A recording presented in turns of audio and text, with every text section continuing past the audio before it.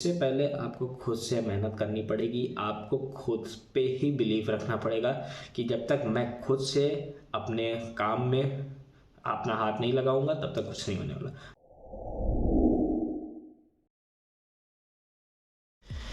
So hey guys, welcome back to the new blog. सुबह के 11 बज रहे हैं और मैं उठने में लेट हो गया हूँ। मैं अभी आधे घंटे पहले उठा हूँ और कल रात में असल में मैं लेट सोया था, रात के 2 बजे। और I am really sorry guys कि मैंने आज ब्लॉग नहीं डाला। आज ब्लॉग नहीं आ पाया है कोई भी, क्योंकि मैं कल ब्लॉग ही नहीं शूट कर पाया था। और उसके बाद क्योंकि कल मैं सुबह लेट उठा था, फिर उसके बाद मैं चला गया कॉलेज। कल पेपर था मेरा। पेपर देके फिर मैं आया, मैं इतना ज़्यादा थका हुआ था कि मैं तुरंत सो गया। कल मैं आते ही सो गया। उसके बाद मुझे याद ही नहीं था कि यार ब्लॉग भी शूट करना है। इवन मुझे कुछ चीज़ें थी जो बतानी थी आपको, बट मैं भूल गया, मुझे याद ही नहीं रहा। फिर मैं आके सो गया और मैं उठा हूँ लगभग 11 बजे। फिर मुझे याद आया यार मैंने ब्लॉग नहीं शूट किया। मैंने कहा अब क्या ही फ़ायदा, फिर चलते हैं, कल सुबह से ही ब्लॉग शूट करना चालू करेंगे। और रात में मैं सोते सोते मेरा 2 बज गया। मैं सोते फिर उसके बाद मैं इसीलिए आज सुबह इतना लेट उठा हूँ। लगभग 10:30 बजे मैं सोकर उठा। इस वक्त 11 बज रहे हैं और I am really sorry for that. So अभी हम चलते हैं, कुछ खाते पीते हैं और अपनी मॉर्निंग स्टार्ट करते हैं। So let's go. So hey guys, अभी हम लोग बैठ के पढ़ाई कर रहे हैं और कल मेरा फिल्म प्रोडक्शन का पेपर है। सो उसकी तैयारी चल रही है। बाकी ज़्यादा बहुत कुछ है नहीं, फिल्म प्रोडक्शन में बहुत आसान सा है और जो भी चीज़ें हैं उसको हम कंप्लीट करते हैं और कल पेपर देने जाते हैं। क्योंकि अब हमारे पास तो एक चीज़ बहुत अच्छी है कि इस पेपर के लिए सिर्फ 1 दिन की छुट्टी है, जैसा कि इन्होंने किया था कि सिर्फ डेवलपमेंट कम्युनिकेशन का जो बहुत आसान सा पेपर, उसके लिए इन्होंने 3 दिन की छुट्टी रखी थी। बट बेटर है कि इन्होंने सिर्फ 1 दिन की रखी। अब मेरा खाली 2 पेपर बचा है, एक फिल्म प्रोडक्शन का बचा है और इसके बाद मेरा एक और पेपर बचा है जो कि मीडिया रिसर्च का है। वो 24 तारीख को है और ये कल 22 तारीख को है। फिर उसके बाद हमारे कुछ प्रैक्टिकल्स होंगे, वो कंप्लीट हो जाएंगे। फिर उसके बाद हम चलेंगे घर। फिर वहाँ पे मैं आपको जगह जगह पे घूम के फिर मैं आपको नई नई चीज़ें दिखाऊँगा, नए नए जगह एक्सप्लोर करेंगे, फिर घूमेंगे। फिर हमारे पास कुछ है नहीं, सिर्फ घूमना है। फिर उसके बाद चैन से मैं प्लान करूँगा, क्योंकि फिर मुझे कहीं ना कहीं इंटर्नशिप वगैरह भी करनी पड़ेगी।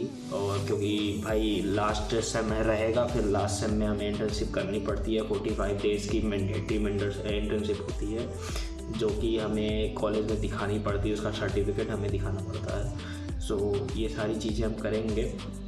और मैं आप लोगों को एक चीज़ भी बताना चाहता हूँ, जिनको मास कॉम फील्ड में इंटरेस्ट है, जो कि इन फ्यूचर जर्नलिस्ट बनना चाहते हैं, या मास कॉम तो बहुत बड़ा सेक्टर है, आप उसमें सिर्फ मास कॉम में जर्नलिस्ट ही नहीं बनते लोग, बहुत जगह पे बहुत फील्ड होती है। बहुत लोग एंकर बनना चाहते हैं, बहुत लोग न्यूज़ रिपोर्टर बनना चाहते हैं, बहुत लोग न्यूज़ रीडर बनना चाहते हैं। सबकी अलग अलग फील्ड ऑफ इंटरेस्ट होती है। कोई एडिटर बनता है, कोई वेब डिज़ाइनर बनता है, तो बहुत सारी चीज़ें हैं। और अगर आप ये चीज़ करना चाहते हैं तो मैं अपनी तरफ से कहूँगा ये फील्ड है तो बहुत अच्छी फील्ड है। इसमें अगर आपका इंटरेस्ट है तो।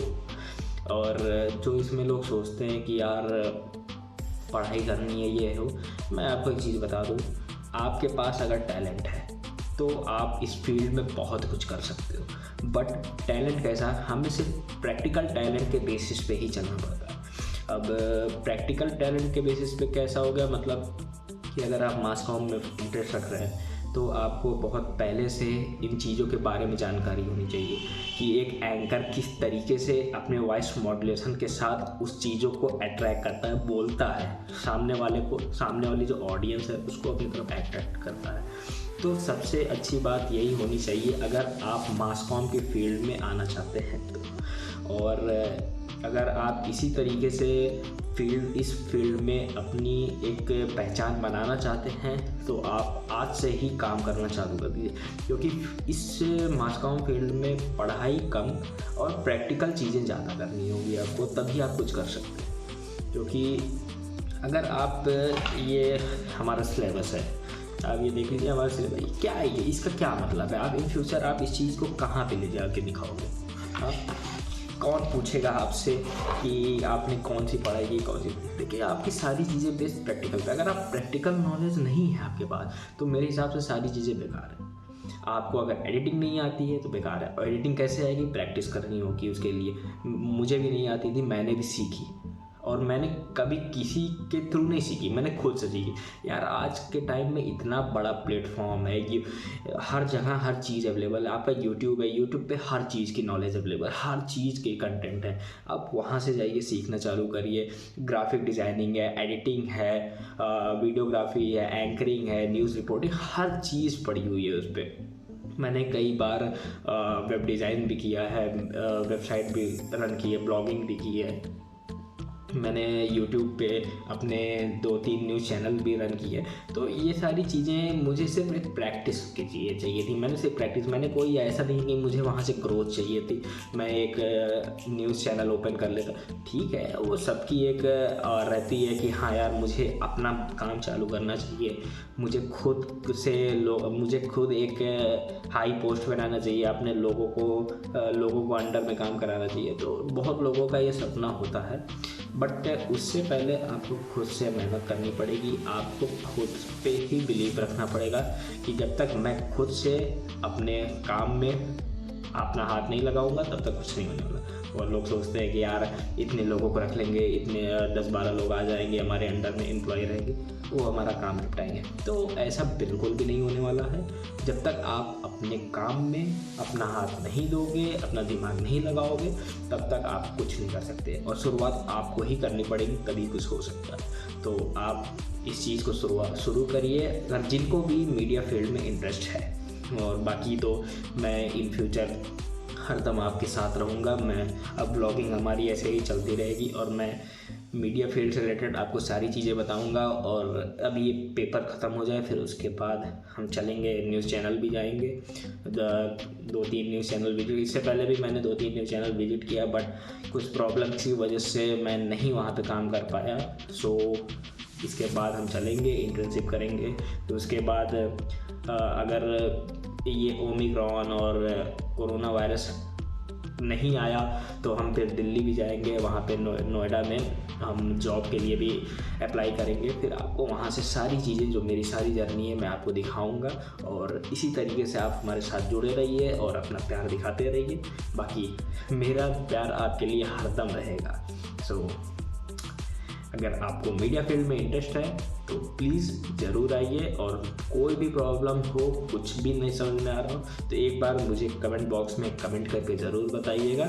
अगर मेरे पास उस चीज़ का सॉल्यूशन होगा तो मैं बिल्कुल आपको तुरंत के तुरंत रिप्लाई करूँगा कि कैसी उस प्रॉब्लम को कैसे सॉल्व किया जा सकता है। अगर मेरे पास सॉल्यूशन है, मैं तुरंत आपको रिप्लाई करूँगा। और कमेंट करने, ये मत सोचिएगा कि मैं कमेंट सीन करके छोड़ दूँगा, ऐसा बिल्कुल नहीं है। मैं कमेंट का ज़रूर रिप्लाई करूँगा। और बाकी अगर आपको मीडिया फील्ड से रिलेटेड और भी जानकारियाँ चाहिए तो आप मुझे इंस्टा पे फॉलो कर सकते हैं, मेरा लिंक डिस्क्रिप्शन में है। आप वहाँ पे जाके क्लिक करके मुझे इंस्टा पे भी फॉलो कर सकते हैं, रत्नम मीडिया के नाम से मेरा इंस्टाग्राम है। सो आप वहाँ भी हमें फॉलो कर सकते हैं। सो बने रहिए हमारे साथ इसी तरीके से।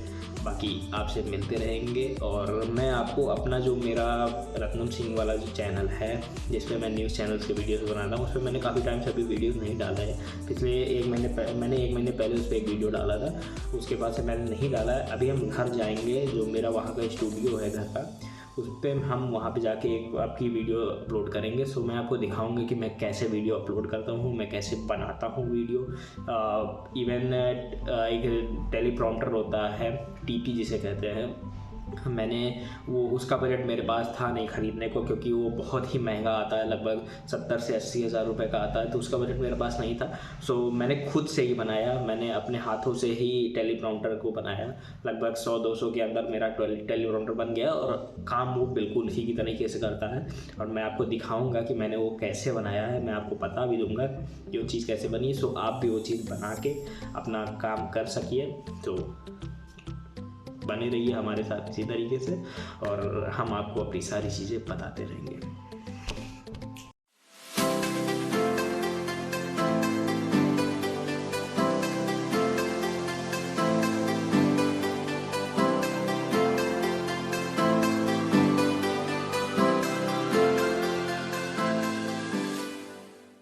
गाइस ठंड बहुत ज़्यादा है और मौसम बहुत अच्छा है और मैं आपको एक चीज़ दिखाता हूँ ठंड का कहर कितना ज़्यादा है।